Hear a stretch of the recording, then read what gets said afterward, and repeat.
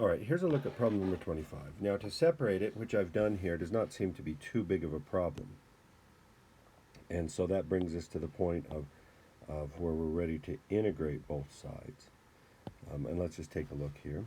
So we're going to have ln of y equals, and this will be what, x squared plus ln of x and then plus c.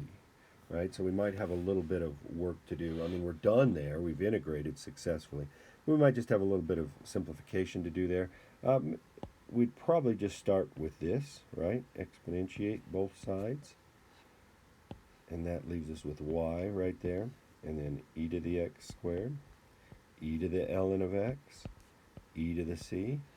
And that turns into, well, e to the ln of x becomes an x. E to the c becomes a c, and e to the x squared just stays there, right? So there's where all the pieces come in.